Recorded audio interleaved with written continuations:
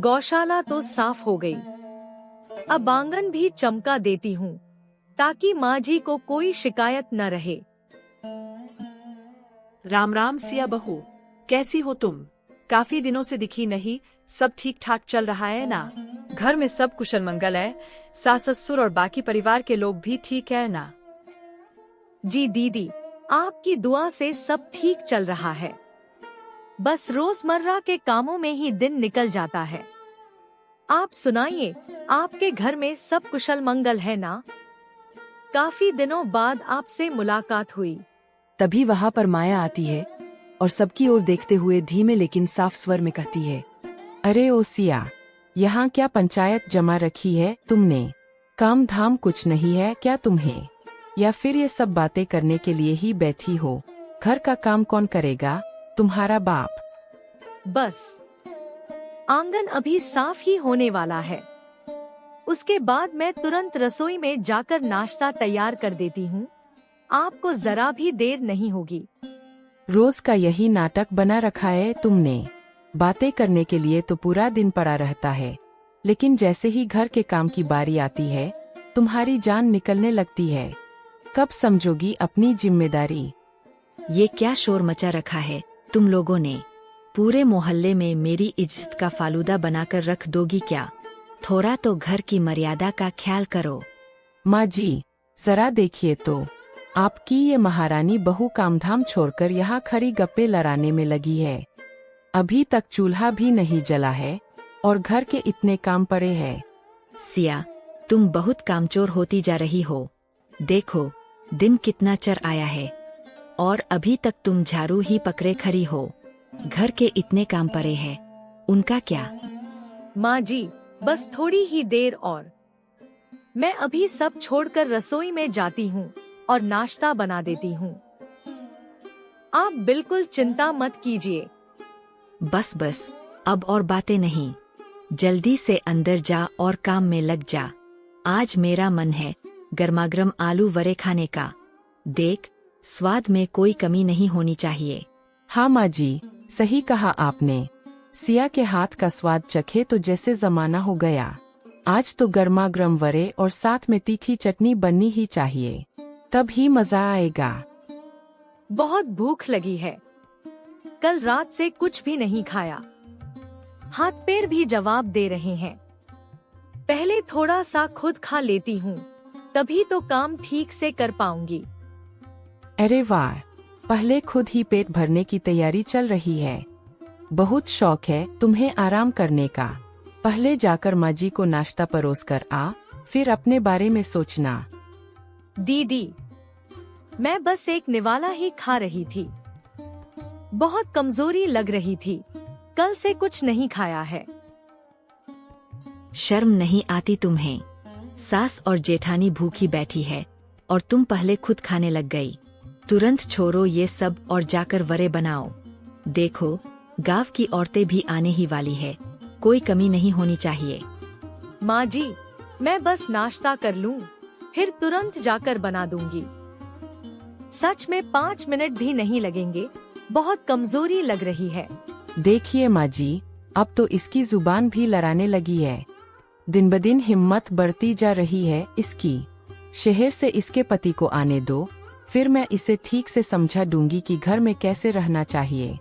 नहीं दीदी, मैं अभी जाकर सब बना देती हूँ। बस आप नाराज मत होइए। मैं किसी को कोई शिकायत का मौका नहीं दूंगी।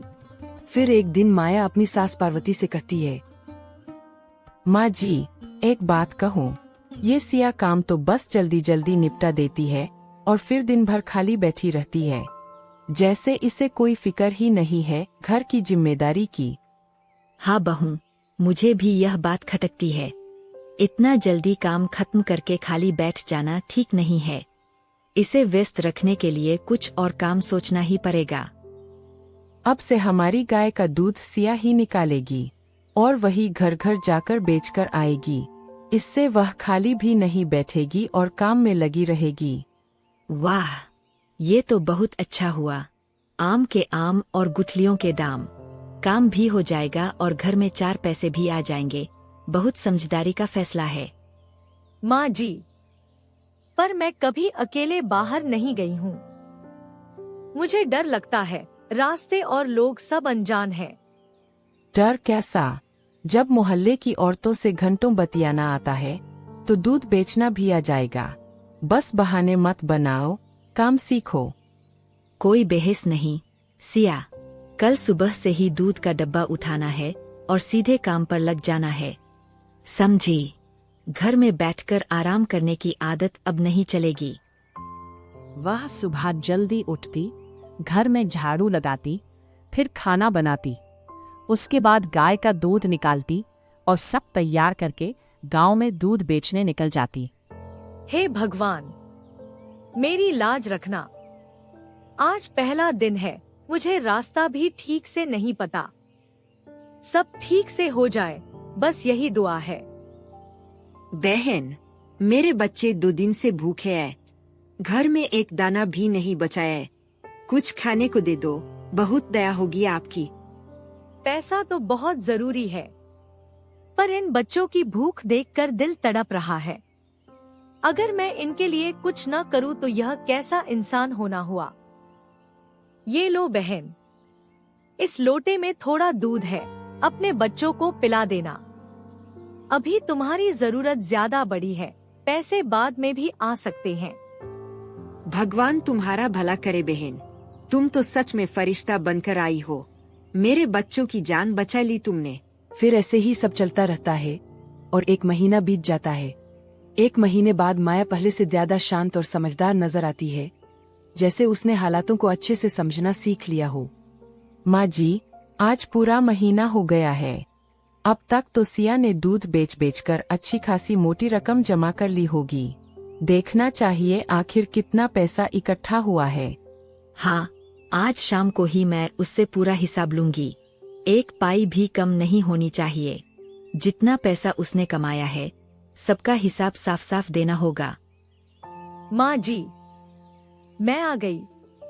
पैसे निकाल, पूरे महीने की कमाई अभी दिखा। 1-1 रुपए का हिसाब चाहिए मुझे, समझी? माँ जी, वो पैसे अभी नहीं मिले हैं, कल ही मिलेंगे। हिसाब अभी पूरा होना बाकी है, इसलिए आज मैं कुछ नहीं ला पाई।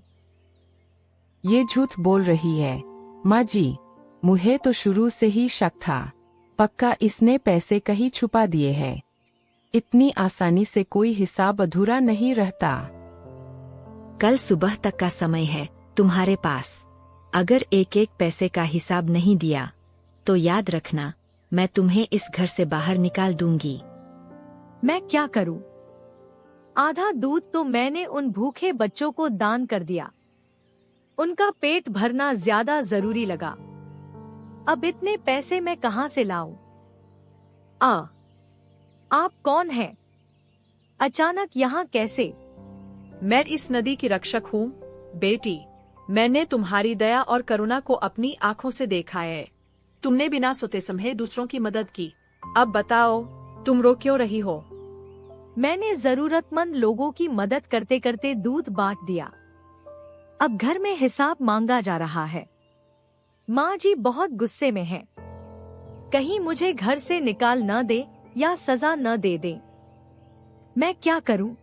नेक दिल इंसान कभी हारता नहीं बेटी। तुम्हारी दया व्यर्थ नहीं जाएगी। यह मटका लो, इसमें इस पवित्र नदी का जल है। इसे संभाल कर रखना, समय आने पर यह तुम्हारी मदद करेगा। पानी? इससे क्या होगा देवी? इससे मैं अपनी परेशानी कैसे दूर कर पाऊंगी? इसे वही रख दो जहाँ तुम पैसे रखती हो, और फिर कल सुबह देखना तुम्हारी सच्चाई और दया का कैसा फल मिलता है। चमत्कार अपने आप सामने आ जाएगा। आपका बहुत बहुत धन्यवाद देवी। मुझे आप पर अटूट विश्वास है। आपने मुझे उम्मीद दी है, अब मुझे डर नहीं लगेगा। सुबह होते ही माया और पार्वती उसके कमरे में जाती है और उसे आवाज देकर उठाती है। उठ सिया, बहुत हो गया अब। जल्दी से पैसे दिखा, वरना तेरी खैर नहीं। आज सारा हिसाब साफ होना ही चाहिए। अरे बाप रे, ये क्या है? ये तो इतने सारे पैसे, ये सब कहाँ से आ गए? ये क्या हो गया? मैंने तो यहाँ सिर्फ मटका रखा था। ये इतने सारे पैसे कहाँ से आ गए?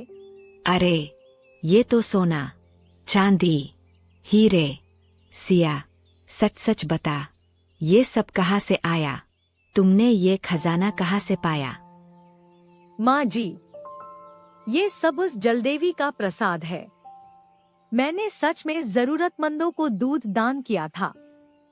शायद उसी का फल है ये। मैंने कोई गलत काम नहीं किया। माँ जी, अगर सिया को इतना सब मिल सकता है तो हमें क्यों नहीं? हम भी वही करके देख सकते हैं। शायद हमें इससे भी ज्यादा मिल जाए। उदास स्माइली, बिल्कुल सही कहा।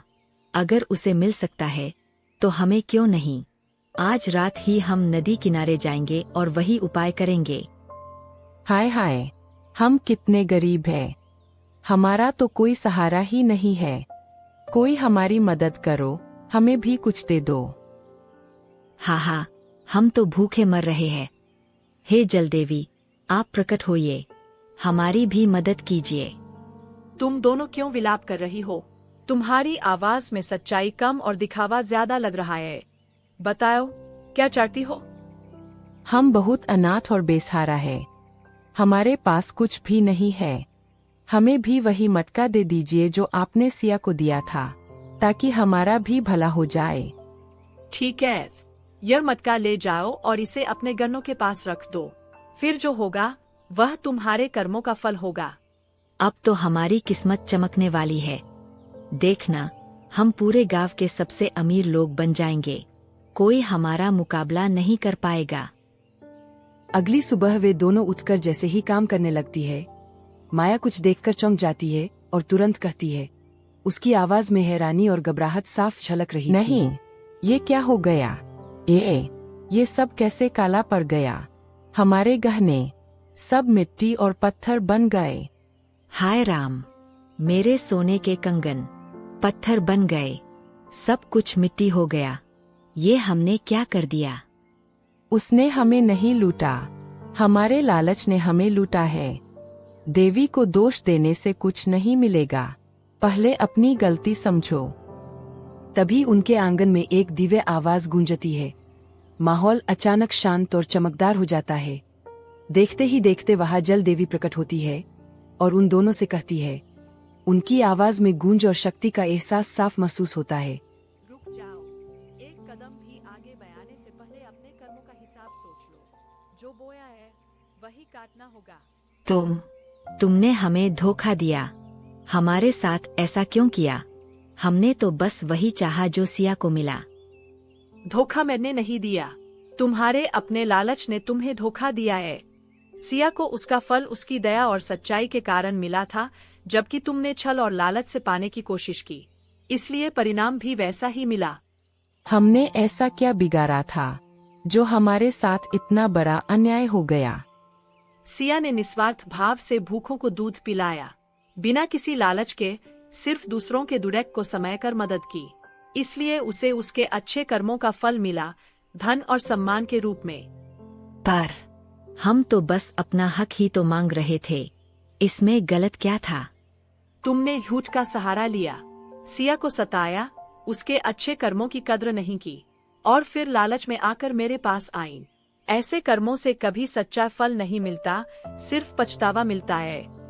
हमें माफ कर दीजिए, हमसे बहुत बड़ी गलती हो गई। लालच में आकर हम सही गलत का फर्क ही भूल गए। अब हमें अपनी गलती का एहसास हो गया है। पत्थर तुम्हारे गहने नहीं बने, पत्थर तो तुम्हारे दिल बन गए थे। जब दिल ही कठोर हो जाए तो सोना चांदी भी मिट्टी बन जाता है। अब अपने कर्मों का फल इसी रूप में भोगो और अपनी भूल से सीखो। देवी, कृपया इन्हें माफ कर दीजिए। इन्हें सच में अपनी गलती का एहसास हो गया है। अगर आप इन्हें एक और मौका देंगी तो ये जरूर सुधर जाएगी। सिया, तुम्हारी दया ही इनका उद्धार कर सकती है। अगर तुम इन्हें सच्चे दिल से माफ कर दोगी तो इनका धन भी वापस मिल जाएगा, क्योंकि तुम्हारी करुणा सबसे बड़ी शक्ति है।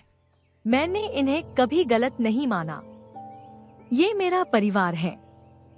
अगर मुझसे कोई गलती हुई हो तो मैं भी क्षमा चाहती हूँ। मैं इन्हें दिल से माफ करती हूँ। हमें माफ कर दे सिया, हमने तुझे बहुत दुख दिया, तेरी अच्छाई को कभी समझ ही नहीं पाए। आज अपनी गलती का एहसास हो रहा है। साइट, बहन, अब से हम सब मिलजुल कर रहेंगे। लालच ने सच में मेरी आंखें अंधी कर दी थी, लेकिन अब मैं समझ गई हूँ कि रिश्ते और इंसानियत सबसे बड़ी दौलत होते हैं। याद रखना, सच्ची अमीरी चांदी के सिक्कों या सोने के गहनों में नहीं होती, बल्कि एक साफ और दयालु दिल में होती है। जो दूसरों का भला करता है वही वास्तव में सबसे धनी होता है। धन्यवाद देवी, आपकी कृपा से आज हमारा घर फिर से जुड़ गया। अब यहाँ न लालच होगा, न कलह, सिर्फ प्यार और अपनापन रहेगा। आज से यह घर सच में खुशियों का घर बनेगा।